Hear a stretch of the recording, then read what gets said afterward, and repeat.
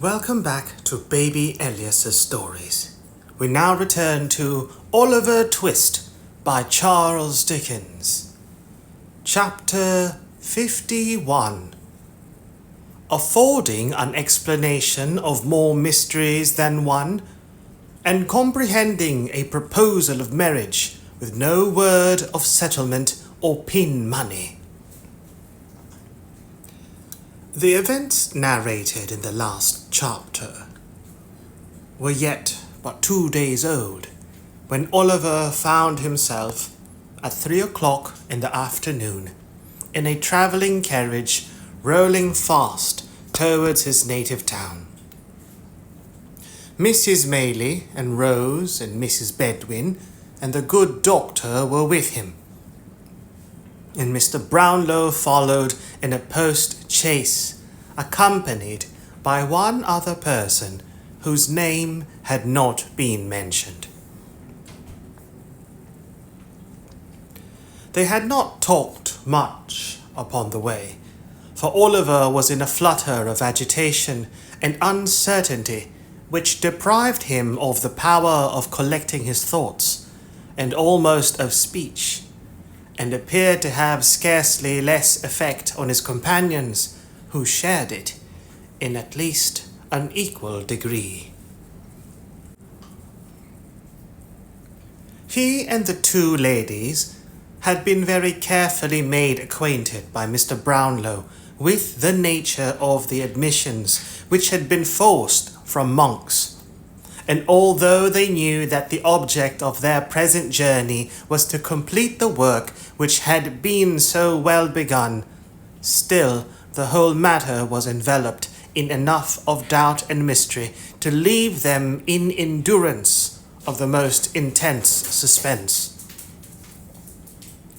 The same kind friend had, with Mr. Lawsburn's assistance, cautiously stopped all channels of communication through which they could receive intelligence of the dreadful occurrences that so recently taken place. "It was quite true," he said, "that they must know them before long, but it might be at a better time than the present, and it could not be at a worse."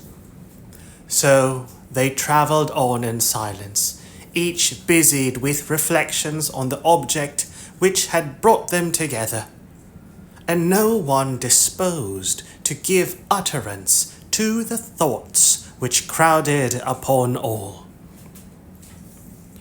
But if Oliver, under these influences, had remained silent while they journeyed towards his birthplace by a road he had never seen, how the whole current of his recollections ran back to old times, and what a crowd of emotions were wakened up in his breast when they turned into that which he had traversed on foot, a poor, houseless, wandering boy, without a friend to help him or a roof to shelter his head. "See there! There!" cried Oliver, eagerly clasping the hand of Rose and pointing out at the carriage window. "That's the stile I came over. There are the hedges I crept behind, for fear anyone should overtake me and force me back. Yonder is the path across the fields, leading to the old house where I was a little child. Oh, Dick! Dick, my dear old friend, if I could only see you now!" "You will see him soon," replied Rose, gently taking his folded hands between her own. "You shall tell him how happy you are, and how rich you have grown, and that in all your happiness you have none so great as the coming back to make him happy too." "Yes, yes," said Oliver, "and we'll take him away from here, and have him clothed and taught, and send him to some quiet country place where he may grow strong and well. Shall we?" Rose nodded yes, for the boy was smiling through such happy tears that she could not speak. "You will be kind and good to him, for you are to everyone," said Oliver. "It will make you cry, I know, to hear what he can tell. But never mind, Never mind, it will be all over and you will smile again. I know that too. To think how changed he is. You did the same with me. He said, God bless you to me when I ran away, cried the boy with a burst of affectionate emotion. And I will say, God bless you now, and show him how I love him for it. As they approached the town and at length drove through its narrow streets, it became matter of no small difficulty to restrain the boy within reasonable bounds. There were Sour Berries, the undertaker's, just as it used to be, only smaller and less imposing in appearance than he remembered it. There were all the well-known shops and houses, with almost every one of which he had some slight incident connected. There was Gamfield's cart, the very cart he used to have, standing at the old public-house door. There was the workhouse, the dreary prison of his youthful days, and its dismal windows frowning on the street. There was the same lean porter standing at the gate, at sight of whom Oliver involuntarily shrunk back, and then laughed at himself for being so foolish. Then cried, then laughed again. There were scores of faces at the doors and windows that he knew quite well. There was nearly everything as if he had felt. There was nearly everything as if he had left it but yesterday, and all his recent life had been but a happy dream. But it was pure, earnest, joyful reality. They drove straight to the door of the chief hotel, which Oliver used to stare up at with awe and think a mighty palace, but which had somehow fallen off in grandeur and style. And here was Mr. Grimwig, all ready to receive them, kissing the young lady and the old one too, when they got out of the coach as if he were the grandfather of the whole party, all smiles and kindness, and not offering to eat his hand, no, not once. Not even when he contradicted a very old postboy about the nearest road to London and maintained he knew it best, though he had only come that way once, and that time fast asleep. There was dinner prepared, and there were bedrooms ready, and everything was arranged as if by magic. Notwithstanding all this, when the hurry of the first half-hour was over, the same silence and constraint prevailed that had marked their journey down. Mr. Brownlow did not join them at dinner, but remained in a separate room. The two other gentlemen hurried in and out with anxious faces, and during the short intervals when they were present, conversed apart. Once Mrs. Maylie was called away, and after being absent for nearly an hour, returned with eyes swollen with weeping. All these things made Rose and Oliver, who were not in any new secrets, nervous and uncomfortable. They sat wondering in silence, or, if they exchanged a few words, spoke in whispers, as if they were afraid to hear the sound of their own voices. At length, when 9 o'clock had come, and they began to think they were to hear no more that night, Mr. Losberne and Mr. Grimwig entered the room, followed by Mr. Brownlow and a man whom Oliver almost shrieked with surprise to see, for they told him it was his brother, and it was the same man he had met at the market town, and seen looking in with Fagin at the window of his little room. Monks cast a look of hate, which even then he could not dissemble, at the astonished boy, and sat down near the door. Mr. Brownlow, who had papers in his hand, walked to a table near which Rose and Oliver were seated. "This is a painful task," said he, "but these declarations, which have been signed in London before many gentlemen, must be substance repeated here. I would have spared you the degradation, but we must hear them from your own lips before we part, and you know why." "Go on," said the person addressed, turning away his face. "Quick, I have almost done enough, I think. Don't keep me here."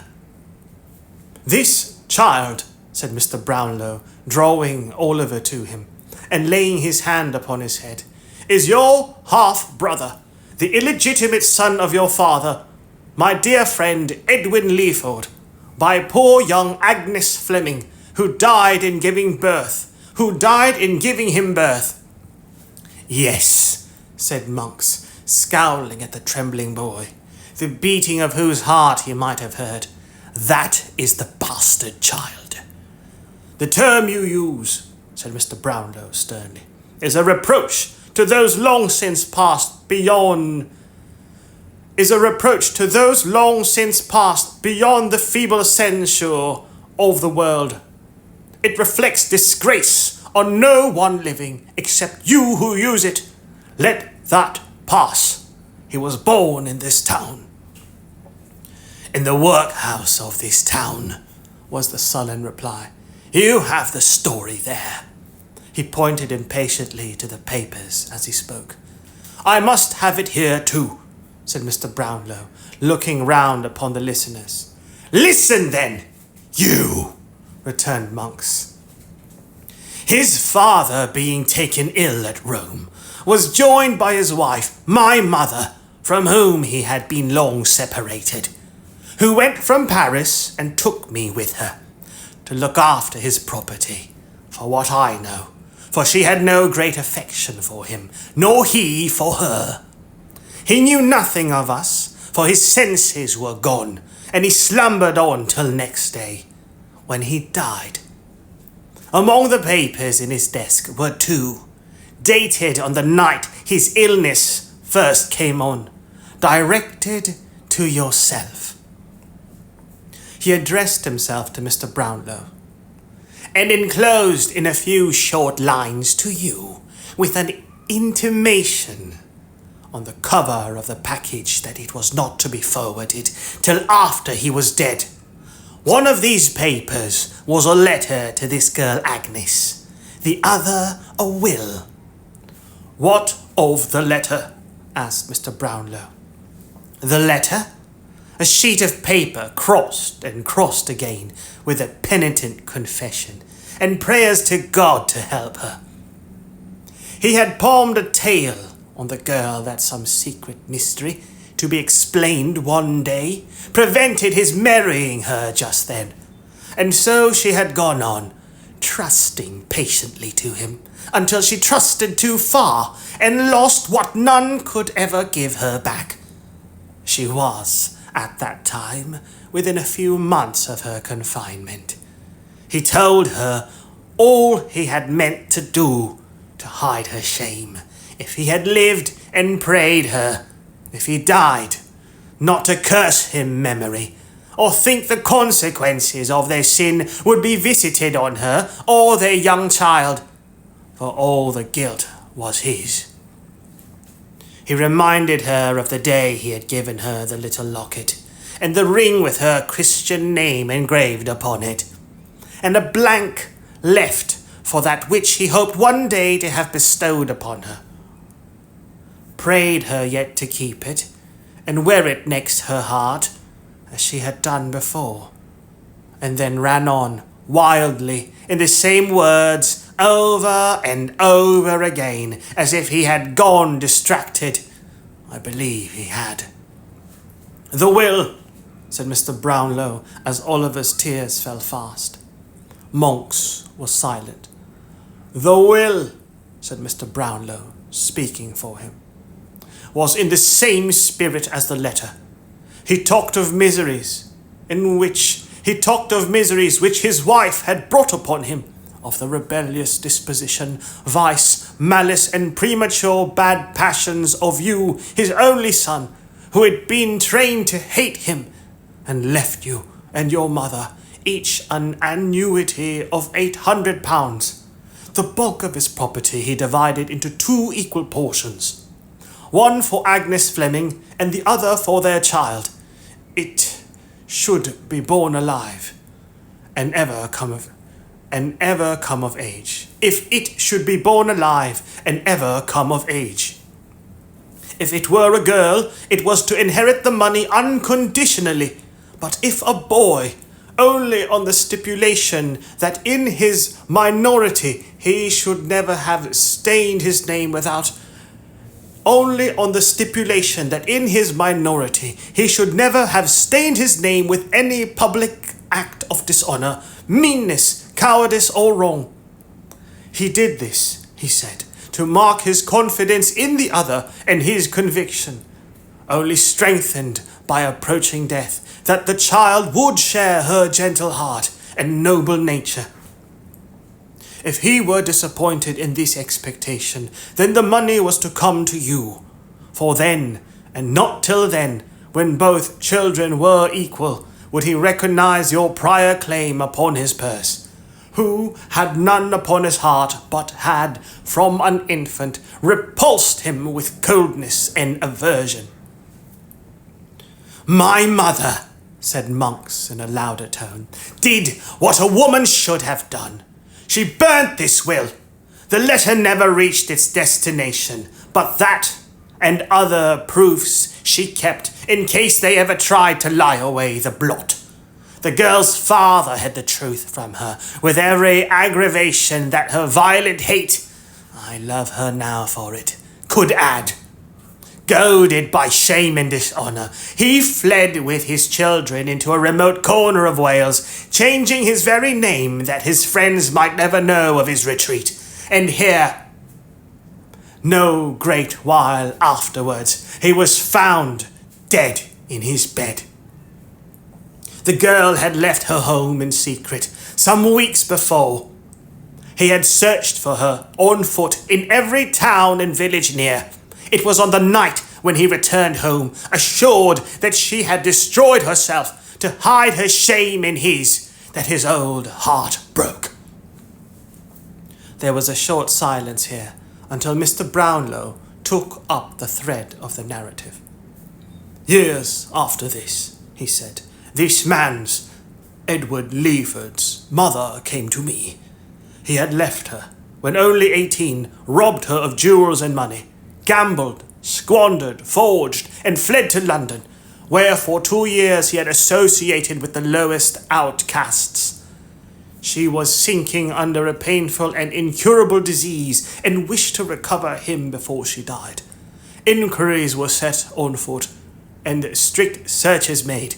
They were unavailing for a long time, but ultimately successful, and he went back with her to France. There she died, said Monks, after a lingering illness, and on her deathbed she bequeathed these secrets to me, together with her unquenchable and deadly hatred of all whom they involved. Though she need not have left me that, for I had inherited it long before. She would not believe that the girl had destroyed herself, and the child too, but was filled with the impression that a male child had been born and was alive. I swore to her, if ever it crossed my path, to hunt it down, never to let it rest, to pursue it with the bitterest and most unrelenting animosity, to vent upon it the hatred that I deeply felt, and to spit upon the empty vaunt of that insulting will by dragging it, if I could, to the very gallows foot. She was right. He came in my way at last. I began well, and but for babbling drabs, I would have finished as I began. As the villain folded his arms tight together and muttered curses on himself in the impotence of baffled malice, Mr. Brownlow turned to the terrified group beside him and explained that the Jew, who had been his old accomplice and confidant, had a large reward for keeping Oliver ensnared, of which some part was to be given up in the event of his being rescued, and that a dispute on this head had led to their visit to the country house, for the purpose of identifying him. "The locket and ring," said Mr. Brownlow, turning to Monks. "I bought them from the man and woman I told you of, who stole them from the nurse, who stole them from the corpse," answered Monks without raising his eyes. "You know what became of them." Mr. Brownlow merely nodded to Mr. Grimwig, who, disappearing with great alacrity, shortly returned, pushing in Mrs. Bumble, and dragging her unwilling consort after him.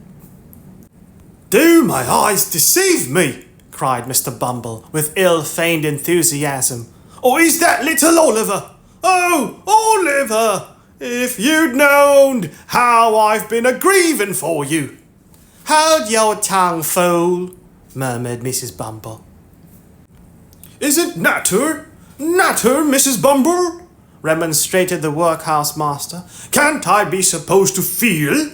I as brought him up parochially, when I see him a-setting here among ladies and gentlemen of the very affablest description. I always loved that boy as if he'd been my own grandfather," said Mr. Bumble, halting for an appropriate comparison.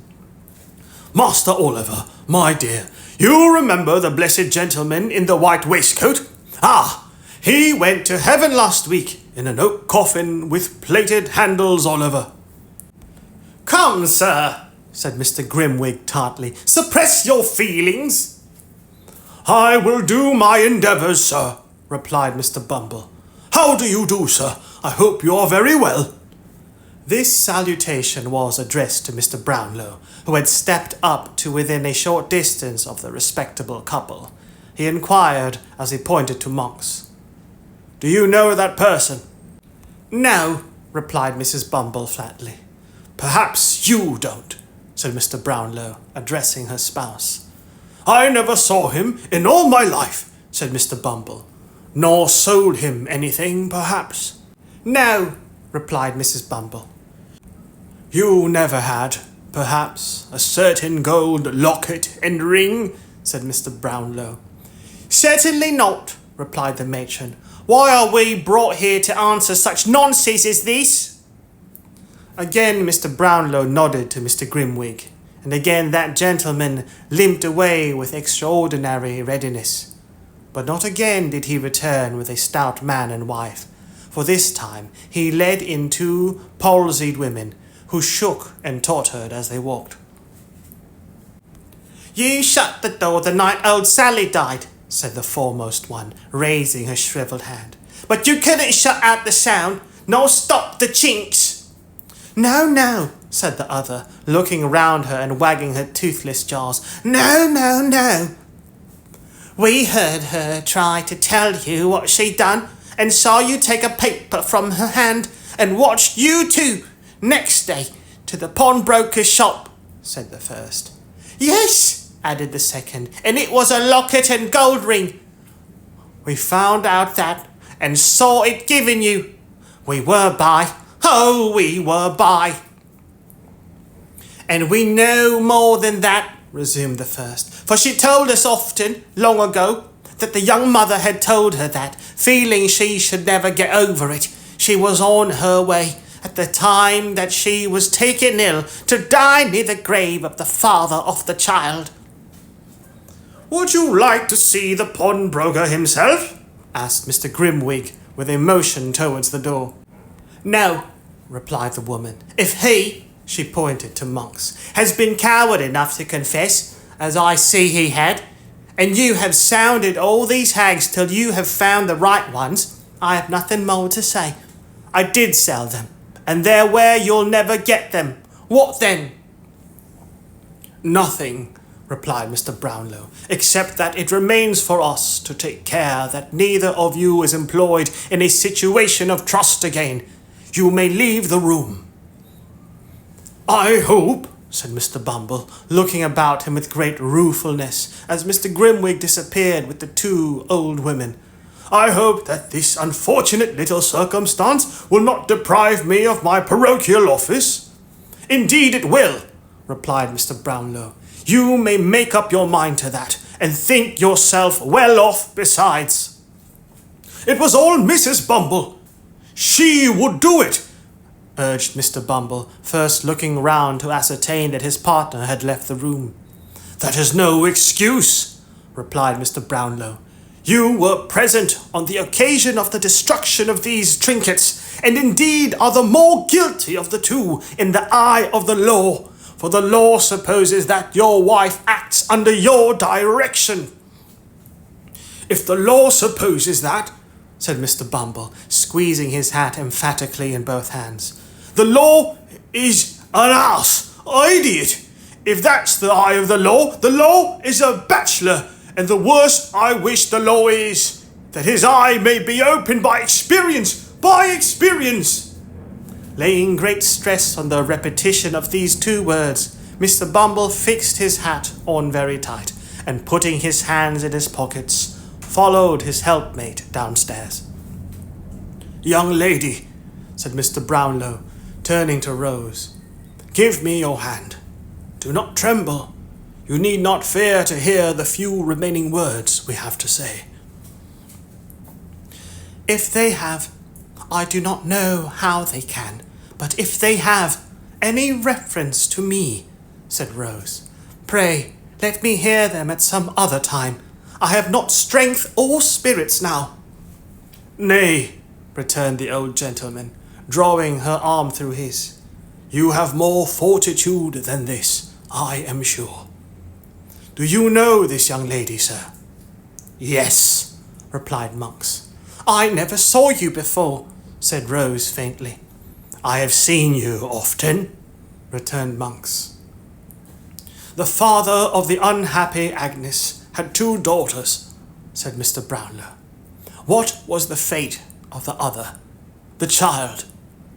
"The child," replied Monks, "when her father died in a strange place, in a strange name, without a letter, book, or scrap of paper that yielded the faintest clue by which his friends or relatives could be traced, the child was taken by some wretched cottagers, who reared it as their own."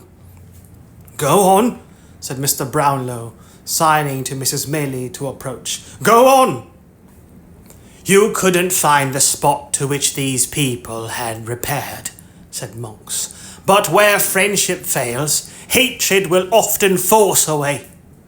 My mother found it after a year of cunning search. Aye, and found the child." "She took it, did she?" "No, the people were poor and began to sicken. At least the man did, of their fine humanity. So she left it with them, giving them a small present of money, which would not last long, and promised more, which she never meant to send. She didn't quite rely, however, on their discontent and poverty for the child's unhappiness, but told the history of the sister's shame, with such alterations as suited her, bade them take good heed of the child, for she came of bad blood, and told them she was illegitimate and sure to go wrong at one time or other. The circumstances countenanced all this. The people believed it, and there the child dragged on an existence miserable enough even to satisfy us, until a widow lady, residing then at Chester, saw the girl by chance, pitied her, and took her home. There was some cursed spell, I think, against us, for in spite of all our efforts, she remained there and was happy. I lost sight of her 2 or 3 years ago, and saw her no more until a few months back." "Do you see her now?" "Yes, leaning on your arm." "But not the less my niece!" cried Mrs. Maylie, folding the fainting girl in her arms. "Not the less my dearest child! I would not lose her now for all the treasures of the world. My sweet companion, my own dear girl!" "The only friend I ever had," cried Rose, clinging to her. "The kindest, best of friends. My heart will burst. I cannot bear all this." You have borne more, and have been through all, the best and gentlest creature that ever shed happiness on every one she knew, said Mrs. Maylie, embracing her tenderly. Come, come, my love, remember who this is who waits to clasp you in his arms. Poor child, see here, look, look, my dear. Not aunt, cried Oliver, throwing his arms about her neck. I'll never call her aunt, sister, my own dear sister, that something taught my heart to love so dearly from the first. Rose, dear, darling Rose. Let the tears which fell, and the broken words which were exchanged in the long close embrace between the orphans be sacred. A father, sister, and mother were gained and lost in that one moment. Joy and grief were mingled in the cup, but there were no bitter tears, for even grief itself arose so softened and clothed in such sweet and tender recollections that it became a solemn pleasure and lost all character of pain. They were a long, long time alone. A soft tap at the door at length announced that someone was without. Oliver opened it, glided away, and gave place to Harry Maylie. I know it all, he said, taking a seat beside the lovely girl. Dear Rose, I know it all. I am not here by accident, he added after a lengthened silence. Nor have I heard all this tonight, for I knew it yesterday, only yesterday. Do you guess that I have come to remind you of a promise? Stay, said Rose. You do know all. All. You gave me leave at any time within a year to renew the subject of our last discourse. I did. Not to press you to alter your determination, pursued the young man, but to hear you repeat it if you would. I was to lay whatever of station or fortune I might possess at your feet, and if you still adhered to your former determination, I pledged myself by no word or act to seek to change it. The same reasons which influenced me then will influence me now, said Rose firmly. If I ever owed a strict and rigid duty to her, whose goodness saved me from a life of indigence and suffering, when should I ever feel it as I should tonight? It is a struggle, said Rose, but one I am proud to make. It is a pang, but one my heart shall bear. The disclosure of tonight, Harry began. The disclosure of tonight, replied Rose softly, leaves me in the same position with reference to you as that in which I stood before. You harden your heart against me, Rose, urged her lover. Oh, Harry, Harry, said the young lady, bursting into tears. I wish I could, and spare myself this pain. Then why inflict it on yourself? Said Harry, taking her hand. Think, dear Rose, think what you have heard tonight. And what have I heard? What have I heard? Cried Rose. That a sense of this deep disgrace so worked upon my own father that he shunned all. There, we have said enough, Harry. We have said enough. Not yet, said the young man, detaining her as she rose. My hopes, my wishes, prospects, feeling, every thought in my life except my love for you have undergone a change. I offer you now no distinction among a bustling crowd, no mingling with a world of malice and detraction, where the blood is called into honest cheeks by aught but real disgrace and shame, but a home, a heart and home. Yes, dearest Rose, and those alone are all I have to offer. What do you mean? She faltered. I mean but this, that when I left you last, I left you with a firm determination to level all fancied barriers between yourself and me, resolved that if my world could not be yours, I would make yours mine, that no pride of birth should curl the lip at you, for I would turn from it. This I have done. Those who have shrunk from me because of this have shrunk from you, and proved you so far right. Such power and patronage, such relatives of influence and rank, as smiled upon me then, look coldly now. But there are smiling fields and waving trees in England's richest country. But there are smiling fields and waving trees in England's richest county, and by one village church, mine, Rose, my own, there stands a rustic dwelling which you can make me prouder of than all the hopes I have renounced, measured 1,000-fold. This is my rank and station now, and here I lay it down.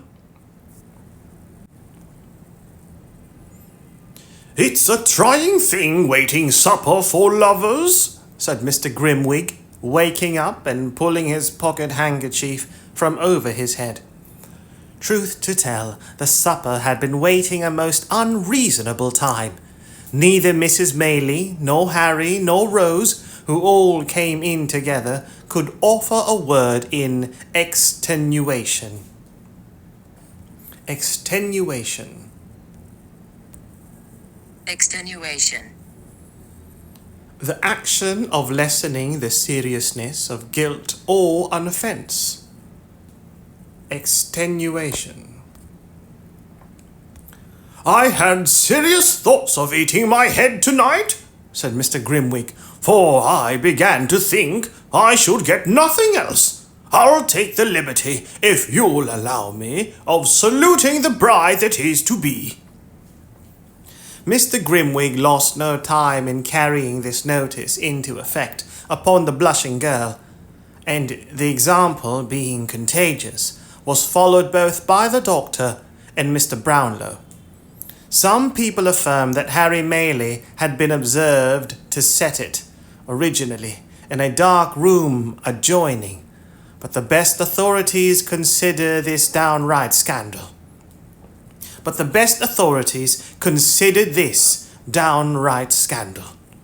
He being young and a clergyman. Oliver, my child, said Mrs. Maylie, where have you been, and why do you look so sad? There are tears stealing down your face at this moment. What is the matter?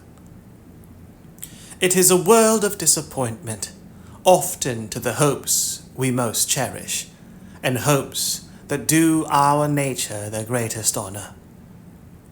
Poor Dick was dead. Chapter 52. Fagin's Last Night Alive. The court was paved from floor to roof with human faces. Inquisitive and eager eyes peered from every inch of space.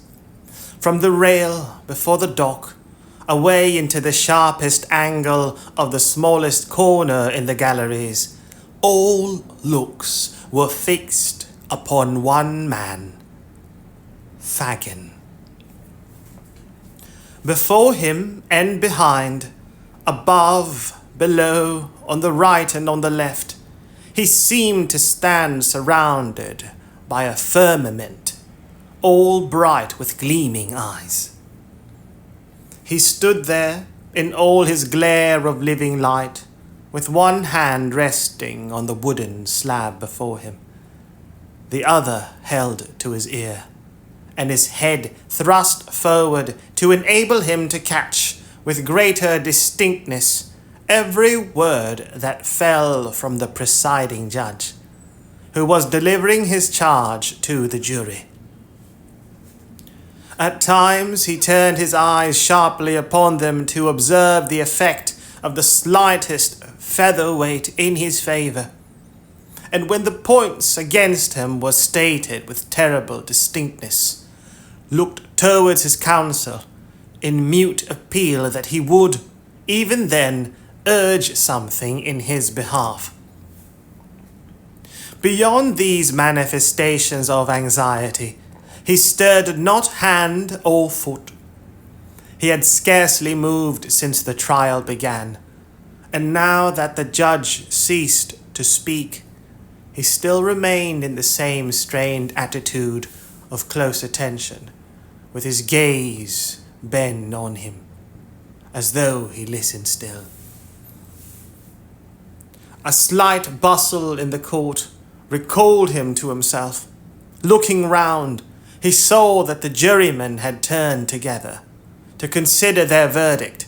As his eyes wandered to the gallery, he could see the people rising above each other to see his face, some hastily applying their glasses to their eyes, and others whispering their neighbours with looks expressive of abhorrence.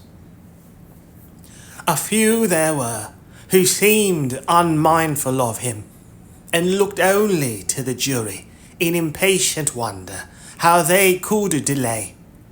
But in no one face, not even among the women, of whom there were many there, could he read the faintest sympathy with himself, or any feeling but one of all-absorbing interest that he should be condemned. As he saw all this in one bewildered glance, the death-like stillness came again, and looking back, he saw that the jurymen had turned towards the judge. Hush! They only sought permission to retire. He looked wistfully into their faces, one by one when they passed out, as though to see which way the greater number leant. But that was fruitless. The jailed touched him on the shoulder. The jailer touched him on the shoulder. He followed mechanically to the end of the dock and sat down on a chair. The man pointed it out, or he would not have seen it. He looked up into the gallery again. Some of the people were eating, and some fanning themselves with handkerchiefs, for the crowded place was very hot. There was one young man sketching his face in a little notebook. He wondered whether it was like, and looked on when the artist broke his pencil point, and made another with his knife, as any idle spectator might have done. In the same way, when he turned his eyes towards the judge, his mind began to busy itself with the fashion of his dress, and what it cost, and how he put it on. There was an old fat gentleman on the bench, too, who had gone out some half an hour before, and now come back. He wondered within himself whether this man had been to get his dinner, what he had had, and where he had had it, and pursued this train of careless thought until some new object caught his eye and roused another. Not that all this time his mind was, for an instant, free from one oppressive, overwhelming sense of the grave that opened at his feet. It was never present to him, but in a vague and general way, and he could not fix his thoughts upon it. Thus, even while he trembled and turned burning hot at the idea of speedy death, he fell to counting the iron spikes before him, and wondering how the head of one had been broken off, and whether they would mend it or leave it as it was. Then he thought of all the horrors of the gallows and the scaffold, and stopped to watch a man sprinkling the floor to cool it, and then went on to think again. At length there was a cry of silence, and a breathless look from all towards the door. The jury returned and passed him close. He could glean nothing from their faces. They might as well have been of stone. Perfect stillness ensued, not a rustle, not a breath. Guilty. The bell rang with a tremendous shout, and another, and another, and it echoed loud groans that gathered strength as they swelled out like angry thunder. It was a peal of joy from the populace outside, greeting the news that he would die on Monday. The noise subsided, and he was asked if he had anything to say why sentence of death should not be passed upon him. He had resumed his listening attitude and looked intently at his questioner while the demand was made, but it was twice repeated before he seemed to hear it, and then he only muttered that he was an old man,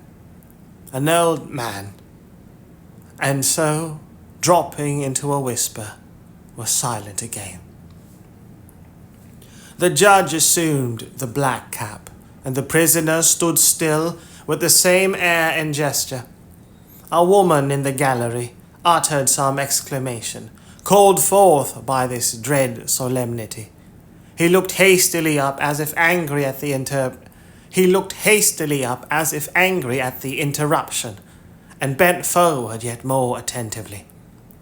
The address was solemn and impressive, the sentence fearful to hear, but he stood like a marble figure without the motion of a nerve. His haggard face was still thrust forward, his underjaw hanging down and his eyes staring out before him, when the jailer put his hand upon his arm and beckoned him away. He gazed stupidly about him for an instant and obeyed. They led him through a paved room under the court, where some prisoners were waiting till their turns came, and others were talking to their friends, who crowded round a grate which looked into the open yard. There was nobody there to speak to him, but, as he passed, the prisoners fell back to render him more visible to the people who were clinging to the bars, and they assailed him with opprobrious names.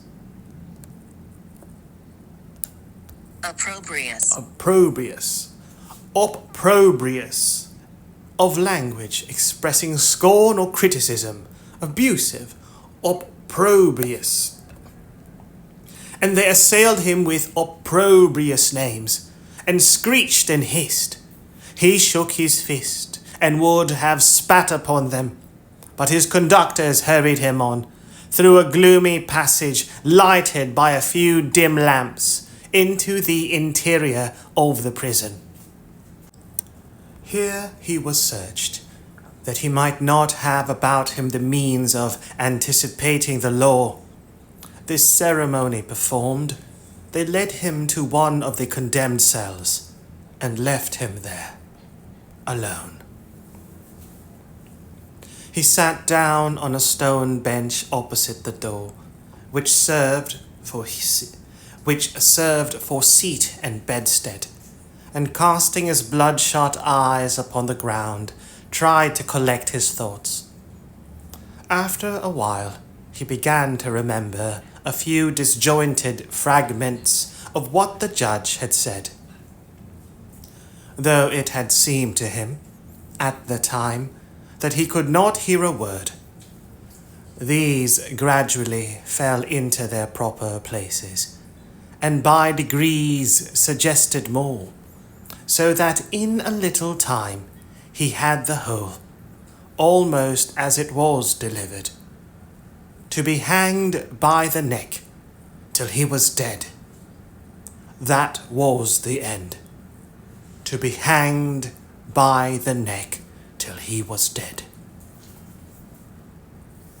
As it came on very dark, he began to think of all the men he had known who had died upon the scaffold, some of them through his means. They rose up in such quick succession that he could hardly count them.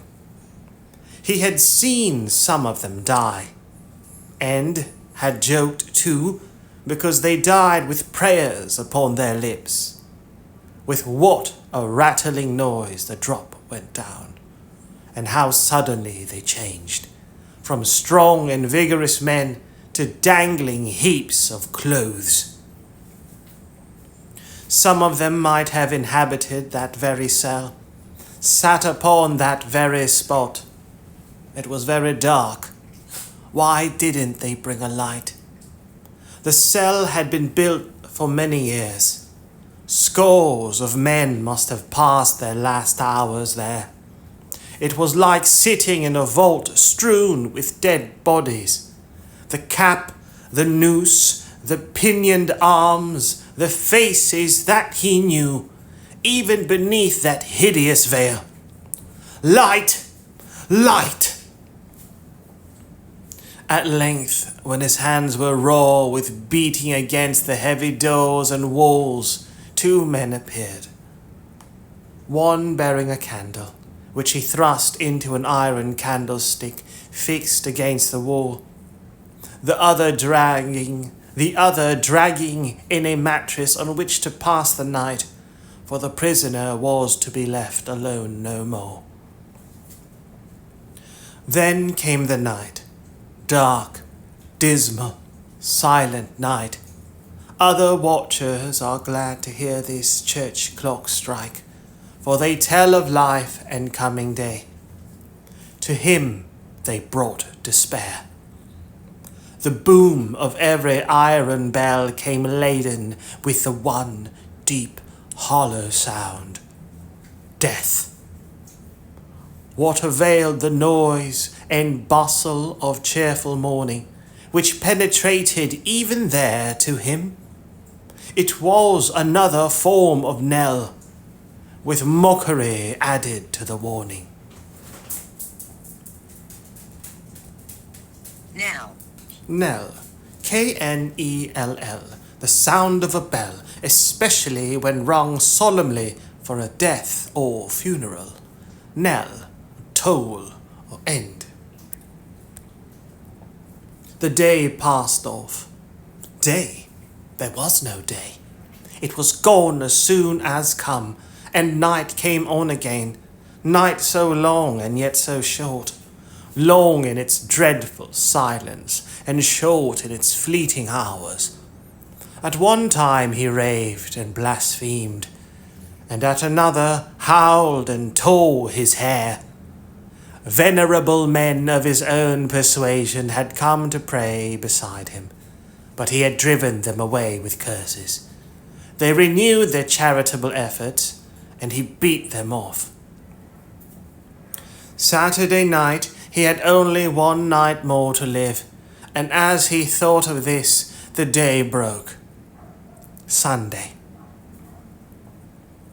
It was not until the night of this last awful day that a withering sense of his helpless, desperate state came in its full intensity upon his blighted soul. Not that he had ever held any defined or positive hope of mercy, but that he had never been able to consider more than the dim probability of dying so soon. He had spoken little to either of the 2 men, who relieved each other in their attendance upon him, and they, for their parts, made no effort to rouse his attention. He had sat there, awake, but dreaming. Now he started up, every minute, and with gasping mouth and burning skin, hurried to and fro, in such a paroxysm of fear and wrath that even they, used to such sights, recoiled from him with horror. Paroxysm, a sudden attack or violent expression of a particular emotion or activity. Paroxysm, a spasm.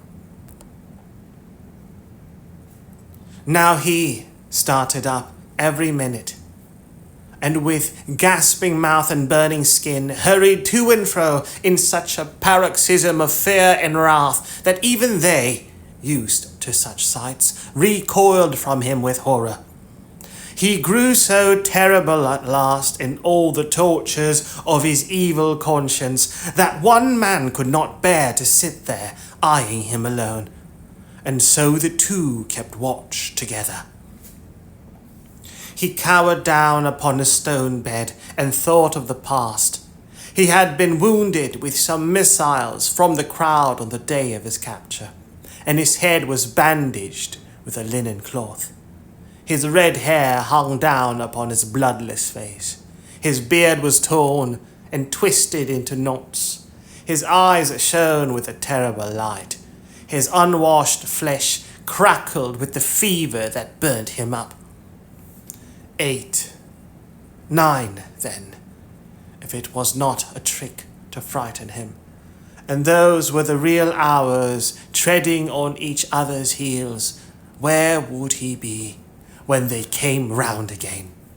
11, another struck before the voice of the previous hour had ceased to vibrate. At 8, he would be the only mourner in his own funeral train. At 11, those dreadful walls of Newgate, which have hidden so much misery and such unspeakable anguish, not only from the eyes, but too often and too long from the thoughts of men, never held so dread a spectacle as that.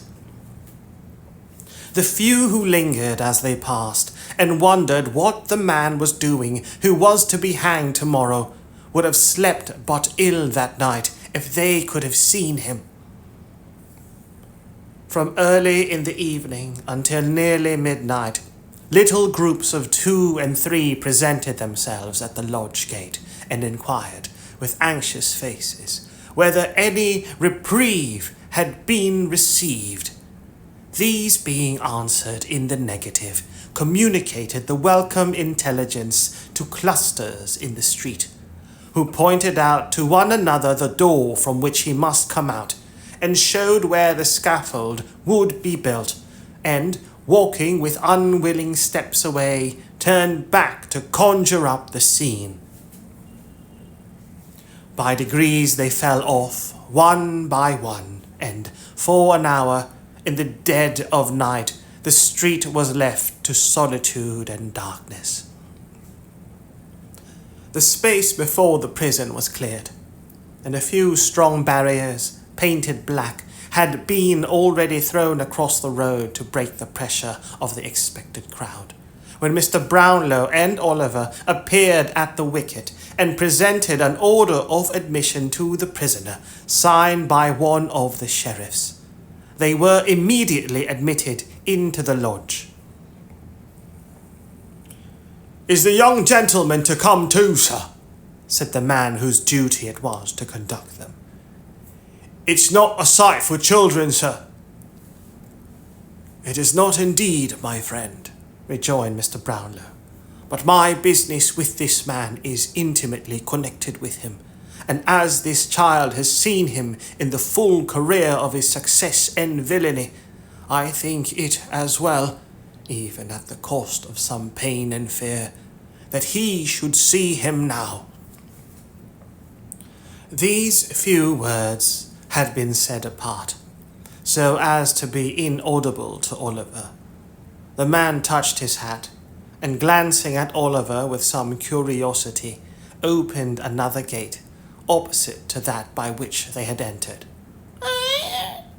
and led them on through dark and winding ways towards the cell. "This," said the man, stopping in a gloomy passage where a couple of workmen were making some preparations in profound silence. "This is the place he passes through. If you step this way, you can see the door he goes out at." He led them into a stone kitchen, fitted with coppers for dressing the prison food, and pointed to a door. There was an open grating above it, through which came the sound of men's voices, mingled with the noise of hammering and the throwing down of boards. They were putting up the scaffold. From this place,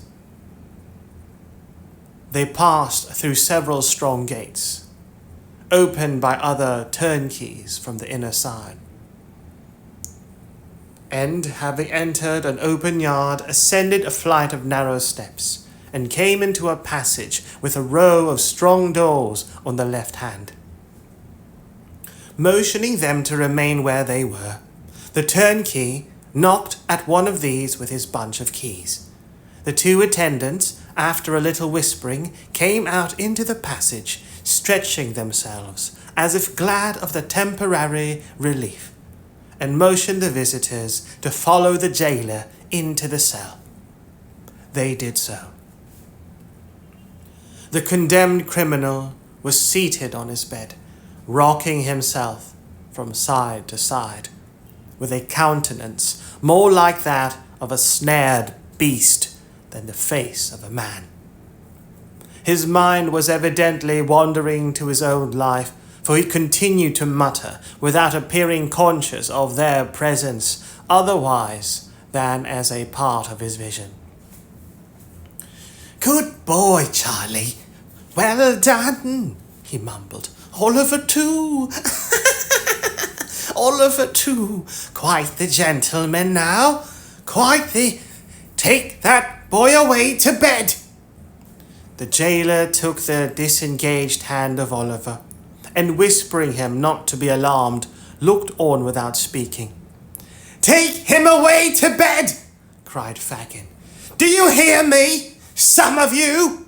He has been somehow the cause of all this.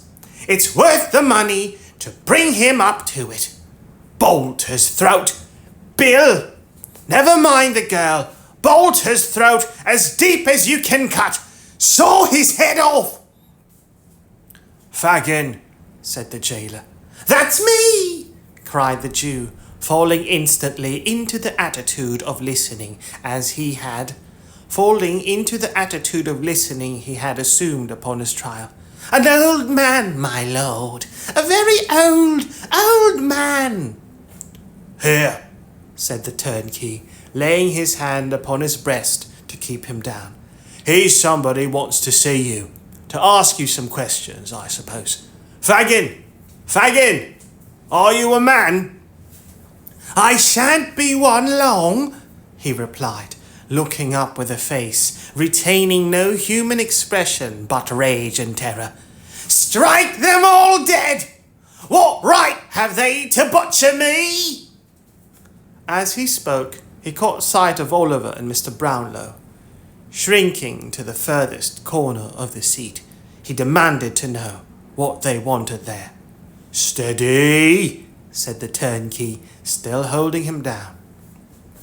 "Now, sir, tell him what you want. Quick, if you please, or he grows worse as the time gets on."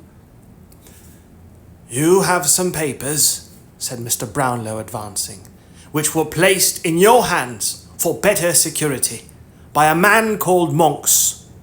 "It's all a lie together," replied Fagin. "I haven't one, not one." "For the love of God," said Mr. Brownlow solemnly, "do not say that now upon the very verge of death, but tell me where they are. You know that Sykes is dead, that Monks has confessed, that there is no hope of any further gain. Where are those papers?" "Oliver!" cried Fagin, beckoning to him. Here! Let me whisper to you." I am not afraid, said Oliver in a low voice, as he relinquished Mr. Brownlow's hand. The papers, said Fagin, drawing Oliver towards him, are in a canvas bag, in a hole a little way up the chimney in the top front room. I want to talk to you, my dear. I want to talk to you. Yes, returned Oliver. Let me say a prayer. Do, let me say one prayer. Say only one upon your knees with me, and we will talk till morning. Outside, replied Fagin, pushing the boy before him towards the door, and looking vacantly over his head. Say I've gone to sleep. They'll believe you. You can get me out if you take me so. Now then! Oh, God forgive this wretched man, cried the boy with a burst of tears. That's right, said Fagin. That'll help us on. The door first. If I shake and tremble as we pass the gallows, don't you mind, but hurry on. Now! Have you nothing else to ask him, sir? Inquired the turnkey. No other questions, replied Mr. Brownlow. If I hoped we could recall him to a sense of his position. Nothing will do that, sir, replied the man, shaking his head. You had better leave him. The door of the cell opened, and the attendants returned. Press on, cried Fagin. Softly, but not so slow. Faster!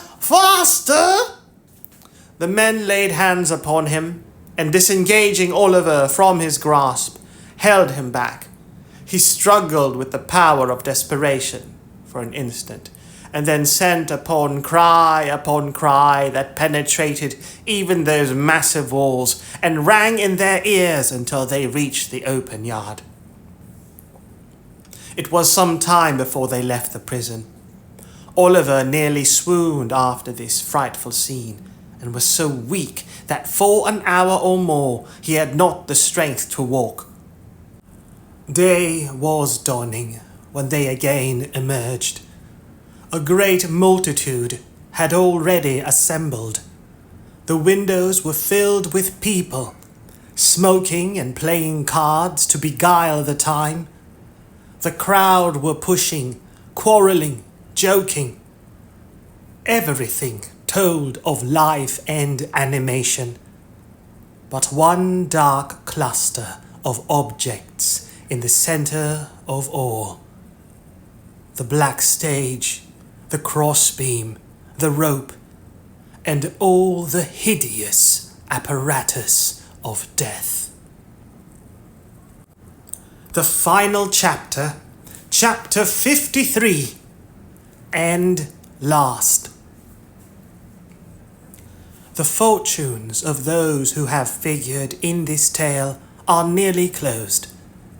The little that remains to their historian to relate is told in few and simple words.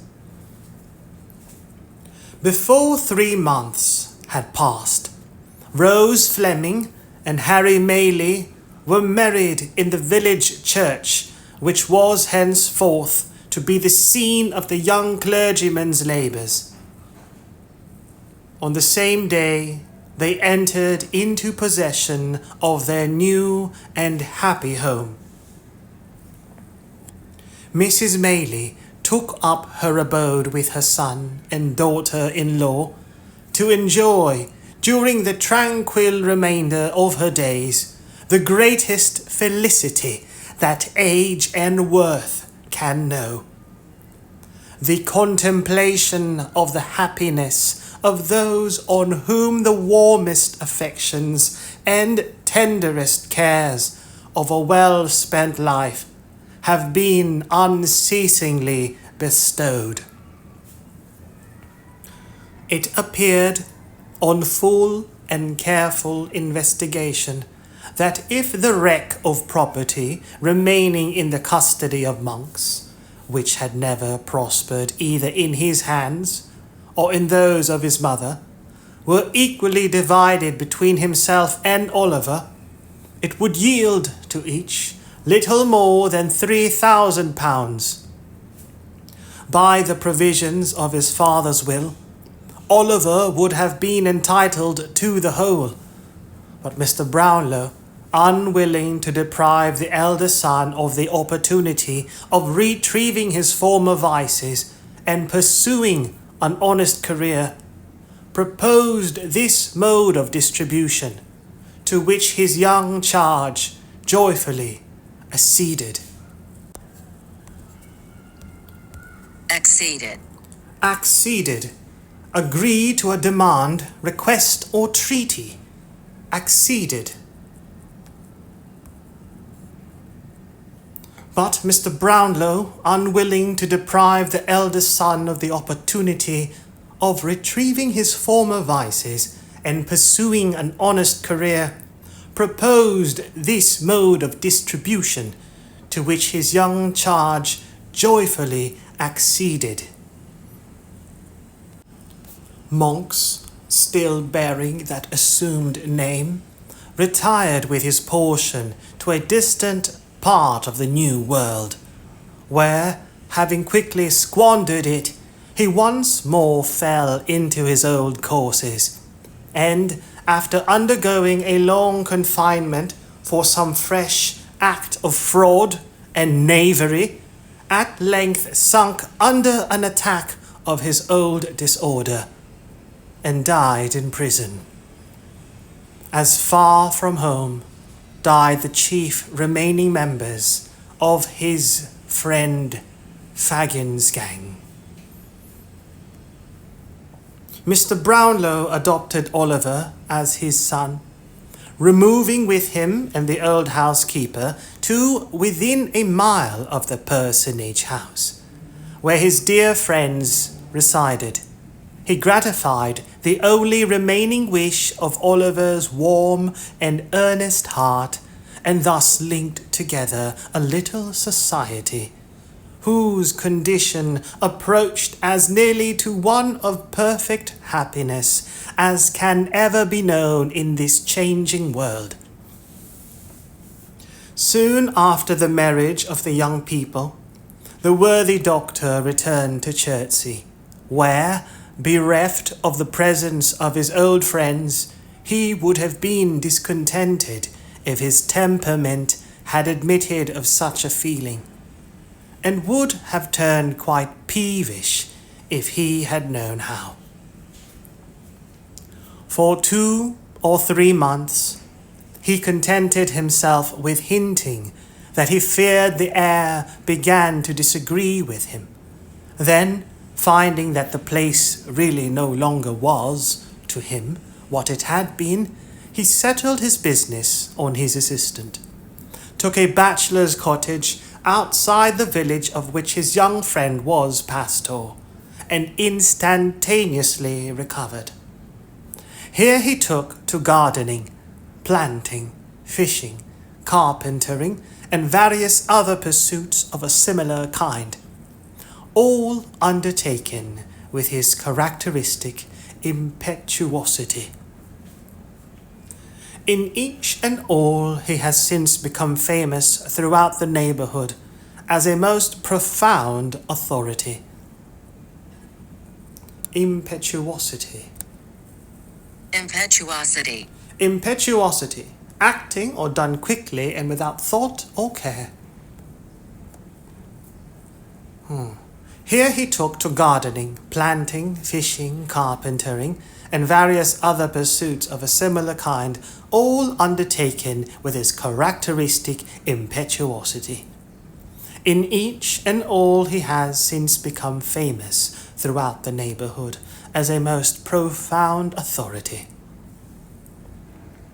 Before his removal, he had managed to contract a strong friendship for Mr. Grimwig, which that eccentric gentleman cordially reciprocated.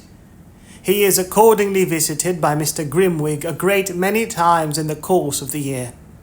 On all such occasions, Mr. Grimwig plants, fishes, and carpenters with great ardour, doing everything in a very singular and unprecedented manner. Ardor. Ardor. Ardor. Enthusiasm or passion. Ardor.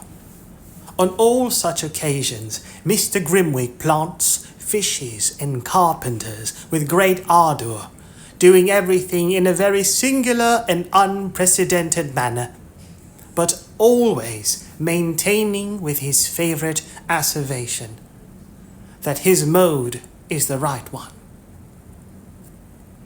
Asseveration, the solemn or emphatic declaration or statement of something, but always maintaining with his favourite asseveration that his mode is the right one.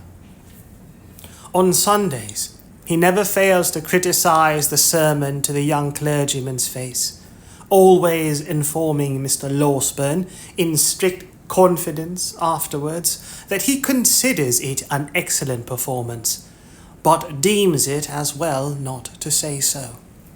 It is a standing and very favourite joke for Mr. Brownlow to rally him on his old prophecy concerning Oliver, and to remind him of the night on which they sat with the watch between them, waiting his return.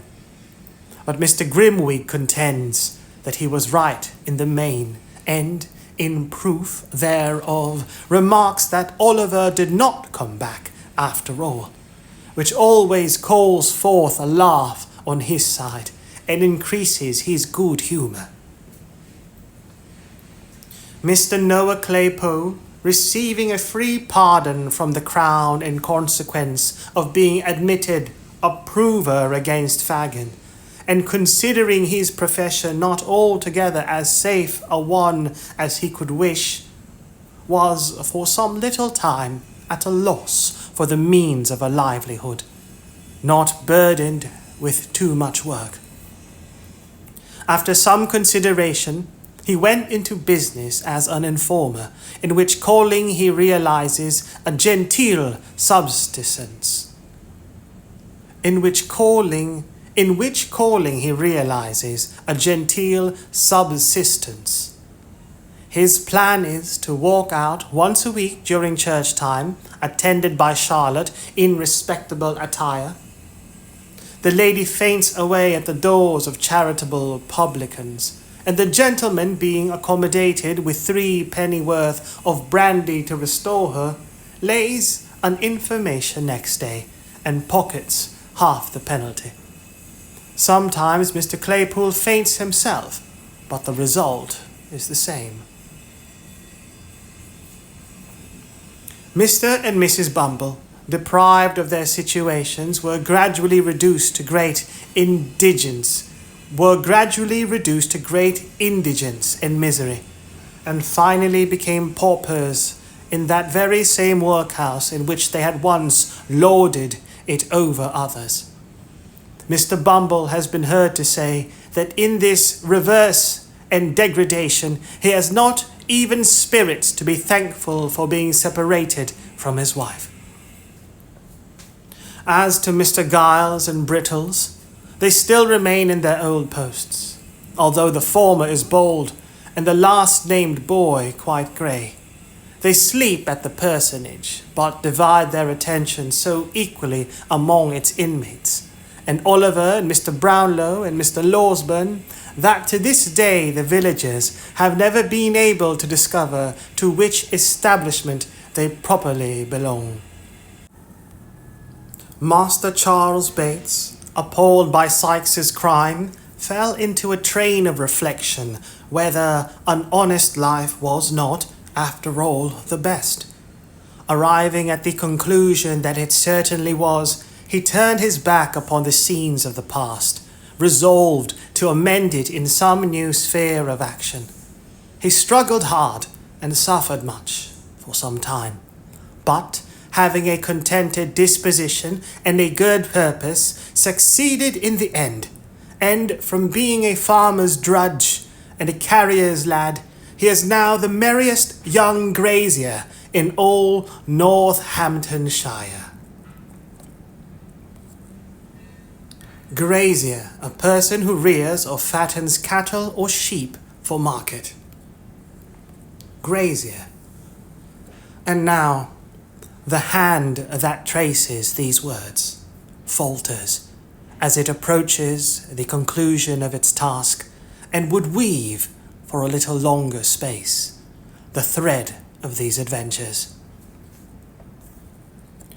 I would fain linger yet with a few of those among whom I have so long moved, and share their happiness by endeavouring to depict it. I would show Rose Maylie in all the bloom and grace of early womanhood, shedding on her secluded path in life soft and gentle light, that fell on all who trod it with her, and shone into their hearts. I would paint her the life and joy of the fireside circle and the lively summer group. I would follow her through the sultry fields at noon, and hear the low tones of a sweet voice in the moonlit evening walk. I would watch her in all her goodness and charity abroad, and the smiling, untiring discharge of domestic duties at home. I would paint her and her dead sister's child happy in their love for one another, and passing whole hours together in picturing the friends whom they had so sadly lost. I would summon before me once again those joyous little faces that clustered round her knee, and listen to their merry prattle. I would recall the tones of that clear laugh, and conjure up the sympathizing tear that glistened in the soft blue eye. These, and 1,000 looks and smiles, and turns of thought and speech, I would fain recall them every one. How Mr. Brownlow went on from day to day, filling the mind of his adopted child with stores of knowledge and becoming attached to him more and more as his nature developed itself, and showed the thriving seeds of all he wished him to become. How he traced in him new traits of his early friend that awakened in his own bosom old remembrances, melancholy and yet sweet and soothing. How the two orphans, tried by adversity, remembered its lessons in mercy to others and mutual love, and fervent thanks to him who had protected and preserved them. These are all matters which need not to be told. I have said that they were truly happy, and without strong affection and humanity of heart, and gratitude to that being whose code is mercy, and whose great attribute is benevolence to all things that breathe, happiness can never be attained. Within the altar of the old village church, there stands a white marble tablet, which bears as yet but one word, Agnes. There is no coffin in that tomb, and may it be many, many years before another name is placed above it. But if the spirits of the dead ever come back to earth to visit spots hallowed by the love beyond the grave of those whom they knew in life, I believe that the shade of Agnes sometimes hovers round that solemn nook. I believe it none the less because that nook is in a church, and she was weak and erring. The end. Good night, baby Elias.